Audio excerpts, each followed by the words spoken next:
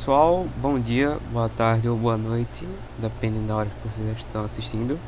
Bom, meu nome é Tassi, como vocês bem já sabem, é sempre aquela ladainha de praxe, né, de sempre apresentar, mas enfim. Eu só queria pedir uma desculpa pra vocês, que normalmente eu gravo sem câmera por conta do meu computador. Eu tenho um problema com o vídeo, então eu, como tenho que gravar aula, eu gravo sem.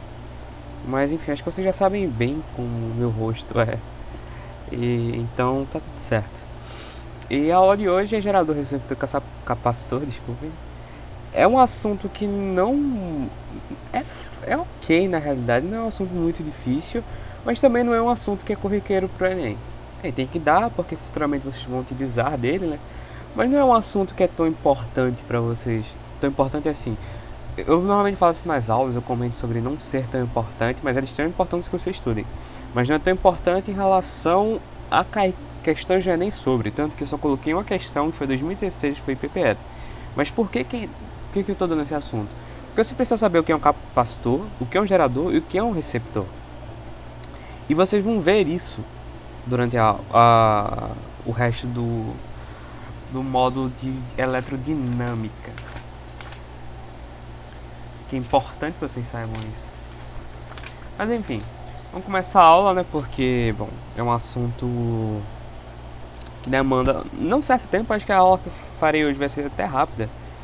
Mas enfim, deixa eu só ver se eu tô gravando aqui. Tô gravando, então tudo certo. Vamos lá. O primeiro assunto que eu coloquei foi o que é um gerador elétrico.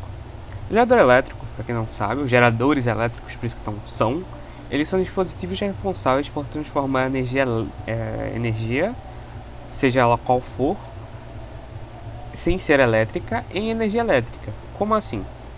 Eu coloquei aqui um quadro, deixa eu só pegar uma canetinha aqui. Aqui. Energia não elétrica, certo? A gente pega essa energia, o gerador vai pegar essa energia e vai converter em duas formas de energia: energia elétrica, térmica e energia elétrica. Como assim? Pegue um carregador do seu notebook. Ali tem um gerador de energia. Ele vai receber o melhor. Pode ser. Na realidade, isso é mais um receptor. Eu não vou dar esse exemplo não, porque isso é mais pra frente. Mas deixa eu ver aqui um exemplo. Um carro, por exemplo. Ou, sei lá, um gerador que seja, uma pilha. Uma bateria de computador. Uma pilha, ela transforma energia química em energia elétrica. Como assim? A pilha, ela pega essa energia que não é elétrica e aí ela vai gerar essa energia elétrica. Contudo, ela também dissipa energia térmica. Você toca e sente a pilha, a bateria um pouco mais quente, você vai ver que é por conta disso.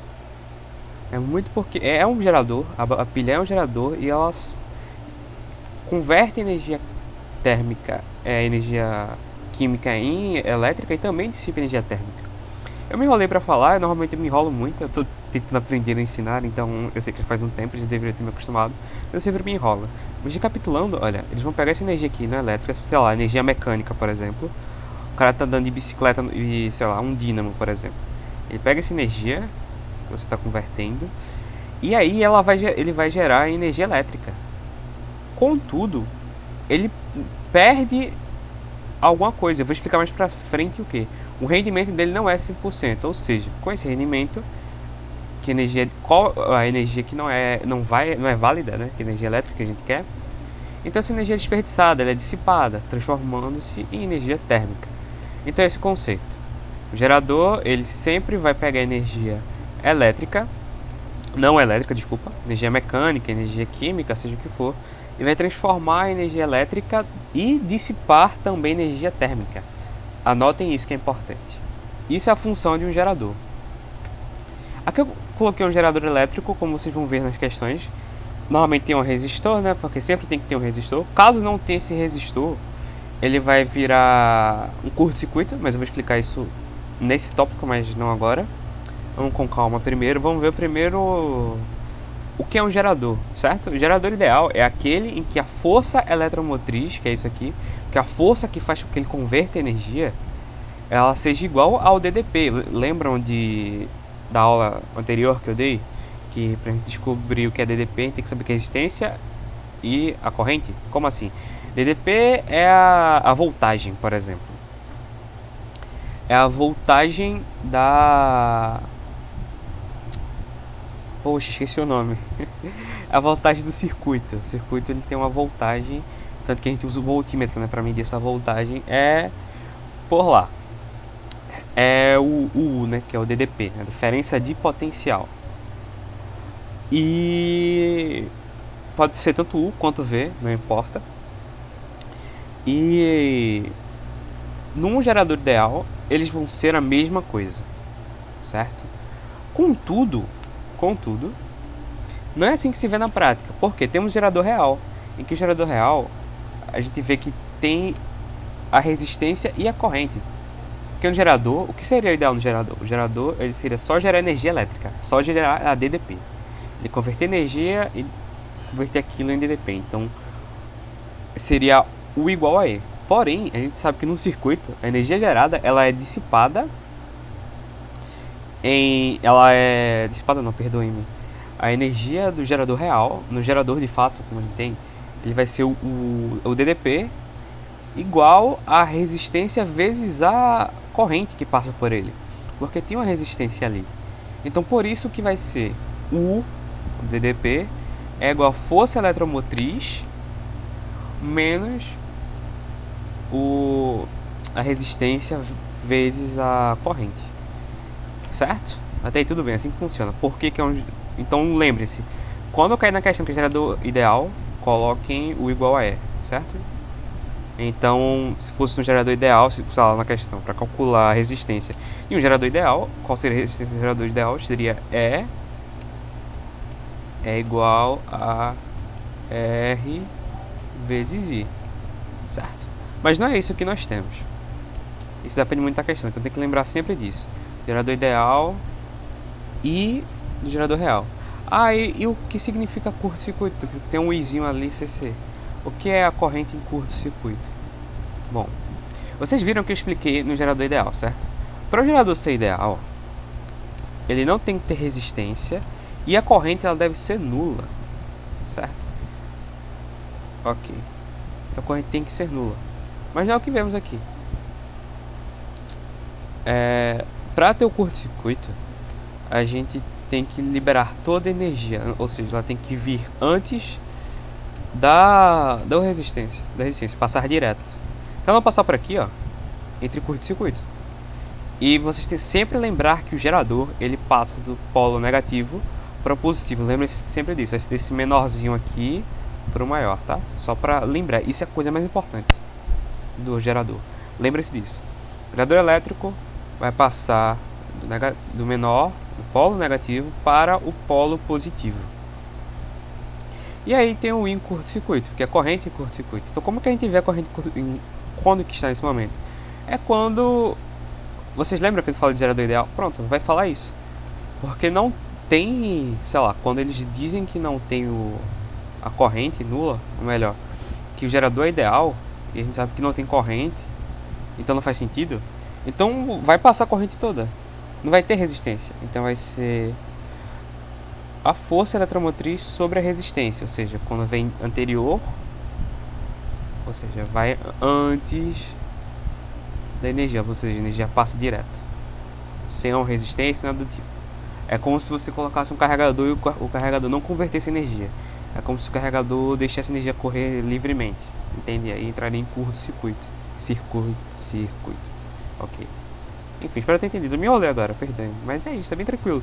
Vocês não precisam se ater não, porque raramente cai sobre curto-circuito. E aí eu coloquei um curto-circuito no gerador, aqui explicado direitinho. Lembre-se disso. Porque, vê só. Isso é no gerador resistor, tá? Lembre-se sempre disso. Aquilo foi só no gerador. Aqui é um curto-circuito no gerador resistor. A gente vai ter o gerador aqui, com força eletromotriz, certo? E vai ser sempre do polo negativo para o polo positivo. Sempre quando cair gerador vai ser isso. Então ele vai passar do ponto A, né? Pelo primeiro nó.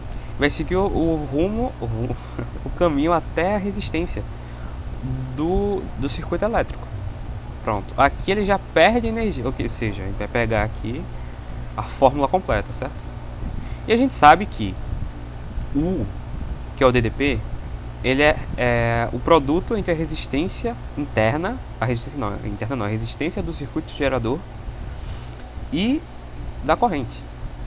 Então é só a gente substituir, a gente vai isolar aqui a força eletromotriz e passar para cá, simples. É só você substituir. E com isso a gente tem como calcular a corrente do circuito gerador resistor. Então a corrente ela vai ser sempre a força eletromotriz sobre a soma das resistências internas. Ou seja, da resistência interna, a primeira e a segunda. Certo? Que nesse caso aqui estão em série. Passando, a gente tem a associação de geradores em série. Anteriormente aqui, quando eu falei que estava em série, foram os resistores, certo? Agora a gente vai entrar na associação desses geradores. Na aula anterior eu falei sobre a associação de resistor, certo? E agora eu estou falando sobre associação de gerador, que segue o mesmo rumo. Por isso que é tão importante a aula de resistor, porque meio que em elétrica a gente vai seguir sempre a mesma base lógica. Eu vou mais pra frente dar um ponto diferente, mas até lá vai ser sempre isso, associação de geradores em série. E como é que a gente faz isso? O mesmo esquema de resistor. Se tiver em série, a gente soma. E se não tiver em série, se tiver em paralela, faz a mesma coisa. Porque vê só, aqui tem quantos? Deixa eu pegar aqui minha canetinha. Estão vendo que tem 1, 2, 3 e 4. São 4 forças eletromotrizes, ou seja, 4 geradores. Então vamos multiplicar por 4. Simples. Meio que vai somando um ao outro, tá? Só para deixar claro, porque vai ser um somatório da força eletromotriz para descobrir a eletromotriz total. E a mesma coisa em paralelo. Paralelo vai fazer, o resistor vai ser diferente, porém a força eletromotriz vai ser sempre a mesma, vai seguir e vai somar. Tem quantos aqui? Tem 3? 1, 2, 3. Vamos somar essas 3. Os 3 geradores. Aí quando eu digo soma, eu não digo em questão de valores diferentes. Porque a força eletromotriz, ou seja, como tem um gerador, e eu estou falando de associação de geradores, então o gerador vai contar como 1. Então vai somar todos os geradores. Ou vai multiplicar por 1. Que é a mesma coisa. Então por isso que eu falei soma. Só para ficar claro e se alguém tiver alguma dúvida. E aqui tem receptor. O que seria um receptor? Aqui, né, diz que são dispositivos responsáveis em transformar energia elétrica em energia não elétrica e térmica. Ou seja, o receptor vai fazer o processo contrário do gerador. Entretanto nada, não tem... é só curiosidade. Você vai fazer a mesma coisa. O receptor vai fazer o processo contrário. Por aí é só lembrar disso. Se cair gerador, vai ser sempre do negativo para o positivo. E se cair receptor, vai ser sempre o contrário. Vai ser do polo positivo para o polo negativo. Tarcísio, me dá um exemplo claro. Agora eu estou no meu computador, ele está queimando minha perna. E se eu tocar no meu carregador, vai estar torrando também. Por quê? Porque ele está recebendo energia.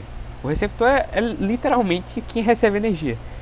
E como a gente sabe que nenhuma força ou nenhuma questão em física ela é ligeiramente ideal, ela é literalmente ideal, ela sempre é ligeiramente ideal, ou seja, fica sempre próximo daquilo, mas nunca vai ser um ponto ideal, nunca. E a gente sabe que em física sempre tem algum desperdício, seja de energia, ou melhor, um termo mais correto seria dissipação. Então sempre vai ter uma dissipação, seja de energia, seja de trabalho, enfim. E nesse caso é a energia térmica que é dissipada, ou seja, o trabalho da energia térmica é dissipado no receptor elétrico. Então ele vai receber energia, vai gerar energia, ou seja, o receptor, no caso que eu dei meu exemplo do carregador, ele está convertendo em energia, certo? Para ele estar soltando muita energia térmica. Então é sempre importante isso, lembrar desse ponto que o receptor faz. É sempre aquele receptor que vai pegar a energia que vem do gerador. No meu caso, o gerador seria a tomada. Vamos lá, no receptor a gente tem o mesmo esquema, receptor ideal, porém ele vai fazer o contrário. Eu coloquei aqui errado no slide. Esse aqui, ó. Esse aqui é o mais. Como ele faz o contrário, e a gente sabe que a fórmula do receptor é sempre DDP é igual a força eletromotriz menos a resistência vezes a corrente. Aqui é o processo contrário, vai somar ao invés de subtrair. Então o receptor vai ser o mesmo esquema. Vai sair, partir do polo positivo para o polo negativo. Vai fazer o processo contrário. Certo? Bem tranquilo, não tem o que fazer. E nem vai cair muita questão disso no Enem. Então, assim, é uma aula mais ligeira para vocês. Só para vocês terem uma breve noção. E para saber futuramente também. Quando cair eletrodinâmica com mais frequência. Deixa eu ver aqui no livro C. Não cai depois. Que é a segunda lei de Ohm. Então é só para vocês terem uma breve noção mesmo de circuitos, que vocês vão utilizar bastante em circuitos, principalmente no Enem. E no Enem o que mais cai são os circuitos elétricos. Então é sempre importante saber como e também o que é no caso e como calcular. Futuramente vocês vão ver a segunda lei de Ohm, então é mais tranquilo. Mais tranquilo não, fica bem pior depois, mas enfim. Eu não vou fazer a prova, então o problema não vai ser mais meu. Tô brincando. O Enem é uma mãe. Bom, e a gente também, como eu falei, tem a potência em receptores geradores. Vamos lá. Só para lembrar aqui, lembra que eu disse que tem potência, a energia que ela é dissipada e a energia que ela é convertida? Pronto. É exatamente esse caso aqui. Aqui a gente tem energia... Três tipos, tem a potência, né? A potência que ela é elevada, ou seja, a potência que o gerador ele leva, certo? E tem a potência... Deixa eu só me recordar. Aí tem a potência que é dissipada, certo? E tem a potência que é gerada. Então isso aqui é a potência do gerador, a potência que ele leva, que ele gera. Então ele gerou uma potência, certo? Eita, desculpa, eu me enrolei tanto pra falar potência. Aqui a gente tá falando... Meu Deus, eu deveria cortar isso, porque eu me enrolei tanto pra falar. Em geradores, a gente tem a potência e o rendimento, que dá-se a partir da potência. E a gente sabe que para calcular a potência, vai ser sempre dois termos, certo? E no caso de potência em gerador, eu acho que eu troquei aqui também, tá? Faltou tá isso aqui, perdoem. Agora eu sei porque eu me enrolei, eu esqueci de colocar o slide na pressa. Bom, deixa eu só pausar aqui rapidinho pra refazer. Ué, que não quer parar?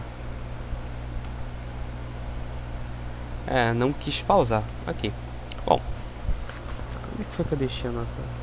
Enfim, vai seguir sempre o processo contrário. Mesmo esquema que vocês estão vendo como é, a potência dissipada, o rendimento vai ser sempre esse aqui. Esse é a mesma coisa, o rendimento aqui. Certo? Do receptor e do gerador. Então é sempre a potência recebida e a potência dissipada. Vai seguir o mesmo esquema para ambos, certo? É só lembrar desses dois primeiros termos aqui. Deixa eu ver se teve algum... Não teve, ok. Deixa eu pegar aqui a canetinha. Gerador. É só lembrar desses dois primeiros termos, quando tem na força eletromotriz e quando tem da resistência também. Então aqui é recebido e dissipado, e o mesmo esquema aqui, recebido e dissipado. E aí a gente vai ter o rendimento que calcula-se da mesma forma. Então é bem tranquilo aqui em potência, receptor e gerador. E com isso vem os capacitores. Capacitores, eles armazenam energia e carga elétrica. E a gente viu isso em quê? A gente vê isso muito em qualquer circuito elétrico. Ele vai ter sempre aqueles... Eu deveria ter colocado uma foto no slide, mas é aquela bobinazinha. Você abriu um circuito elétrico qualquer, sei lá, uma campainha, por exemplo, que eu vou dar um exemplo meu que eu vi um dia desses aqui, ou sei lá, qualquer circuito elétrico ele vai ter um capacitor, ou alguns circuitos, né? A maioria vão ter capacitores. E eles vão armazenar energia por causa de alguma bosta. Enfim, então essa é a importância do capacitor, porque ele armazena energia. E sei lá, você pegar um carregador, se você for ver as luzes ficam, sei lá, faltou energia, mas seu carregador ainda tá lá, fica azulzinha e depois ela vai desligando, certo? É por conta do capacitor, a energia que está armazenada naquele capacitor. E é bem tranquilo para a gente calcular capacidade daquele capacitor, por isso que é o nome capacitor. É capacitância ou capacidade eletrostática. Vai ser sempre isso. E a gente calcula com carga dividido pela DDP, pela diferença de potencial. Detalhe, esse DDP aqui, ele vai dar... Pode ser tanto V quanto U, tá? A gente coloca V porque é dado em volt, mas pode ser tanto V quanto em U. E a carga é sempre em Coulomb, ou microcoulomb. E também, com isso, a gente pode calcular a energia potencial elétrica do capacitor, ou do circuito. Que vai ser sempre energia potencial elétrica é igual a capacitância, a carga elétrica, perdão, vezes o DDP dividido por 2. É bem tranquilo, isso aqui é só decoreba simples e a gente já sabia a função. Resumindo, era só isso. A aula de hoje ela é bem tranquila porque ela não demanda muito cálculo ou algo do tipo. É bem tranquilo, são só decorar fórmula e... muita interpretação, perdoe. É só pegar a fórmula e aplicar. Não tem que interpretar texto e daí, enfim, calcular tal coisa a partir daquilo. Não, é bem mais tranquilo. É só vocês se lembrarem disso. Na aula de hoje é algo bem mais leve, porque na próxima vai ficar bem mais pesado para vocês. E aí não lembro quem vai dar aula, acho que vai ser Bia. Mas enfim, é bem tranquila a aula de hoje. São esses 3 assuntos: capacitor, resistor, capacitor, receptor e gerador. E enfim, é bem tranquilo, só pra gente saber mesmo e se situar num circuito elétrico. Aqui temos exercícios. O primeiro exercício foi a questão do Enem PPL, que é um cosmonauta russo estava a bordo da estação espacial Mir, quando os seus rádios de comunicação quebrou. Ele constatou que 2 capacitores, ou seja, questão sobre capacitor, a gente já pegou aqui, certo? Não precisou colocar no circuito nem nada, é só se lembrar disso. Do rádio de 3 Faraday e 7 Faraday, certo? Então a gente já está sabendo a capacidade dele. Para quem não sabe, microfaraday, desculpe. Para quem não sabe, que eu esqueci de falar, no caso é para quem não sabe porque eu não falei. A capacitância eletrostática, ela é dada em Faraday, tá? Então ele está falando do capacitor. Então vamos lá, capacitor de... essa é a capacidade dele. Eles estavam em série, estavam queimados. Em função da disponibilidade, foi preciso substituir os capacitores defeituosos por um único capacitor que cumpriria a mesma função. Então, qual foi a capacitância medida em microfaraday do capacitor utilizado pelo cosmonauta? E aí a gente só vai fazer uma... ler de novo e vai ver como estavam funcionando esses capacitores. Olha aqui, ó. Os capacitores ligados em série estavam queimados. Em função da disponibilidade, foi preciso substituir os capacitores defeituosos por um capacitor que cumpria a mesma função. Ou seja, eles estão em série, certo? Porém, eles precisaram passar para paralelo. Então, como a gente faz? É só substituir, porque ele tem que fazer a mesma função trabalhando de 2 formas. Então, como a gente tem que saber que ele está em paralelo, é só a gente colocar na fórmula que tem, que foi que eu expliquei para vocês. Ao invés de você fazer um MMC, é só colocar, multiplicar em cima e somar embaixo.